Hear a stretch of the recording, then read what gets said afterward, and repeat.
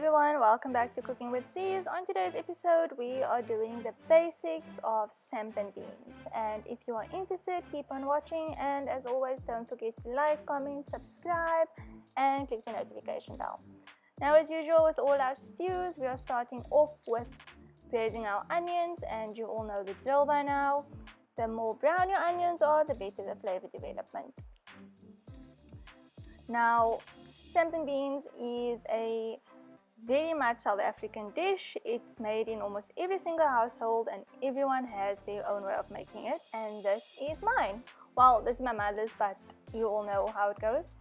So while our onions are busy braising away, we are prepping our beans and our samp. So after soaking both my samp and beans overnight, I am just giving them a good rinse and a drain to just get all the extra starch as well as all the phytates off.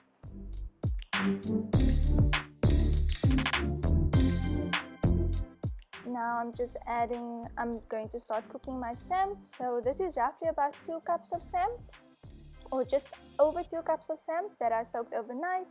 This takes a while to cook, but the longer you soak it overnight, the quicker the cooking time when you actually cook it. Now, it's pretty easy, just some boiling water and season with a bit of salt and just let it cook.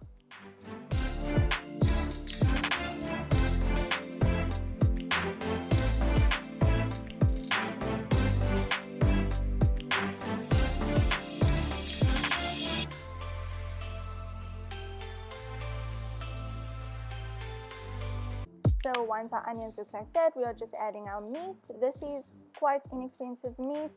I think it's stewing beef. It's about 300 grams. Now, in a dish like samp and beans, our meat is more there just for flavor development, where your samp and your beans are the star of the show. Now I'm just adding roughly about one tomato, just roughly chopped. And now we're just going to let that stew away. So our meat is stewing away. We're just going to let it cook down real nicely, because just to break all that connective tissue down. Our beans are also cooking away, as well as our samp. Now this is a long process. It takes a bit of time, but it has a lot of love in it and it's just so good. On a side note as well, you can just check your samp as well as your beans to make sure that it's soft enough. You don't want to be crunching away in your stew while you're chewing, so just always check. And right now our meat is done. This took roughly about 1.5 hours to 2 hours to cook down till nice and tender, and we are just going to add our beans as well as our samp in.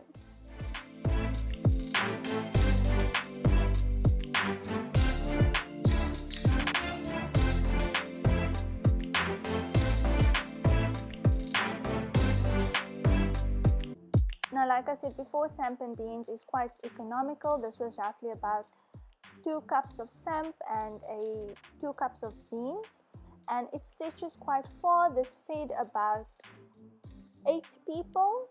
Actually, I'm lying, it fed more than 8 people because I ate on it for about a couple of days, but this is also one of my favorite dishes and I can eat it for days on end. But this is one of the dishes that really does stretch, and it's so nutritious and economical. It's just amazing. So after adding our samp and our beans to our meat, we are just seasoning it a bit with some black pepper as well as salt. And some people do add spices, but the basic samp and beans that we make is just like this. And as you saw, I didn't drain my samp. I threw the water in as well because it makes a really nice thick gravy, and we're just letting it cook away. And after a couple of minutes, this is our end result. Thank you so much for watching. Let me know if you tried, let me know how it goes, and let me know if you make any variations. Thanks for watching.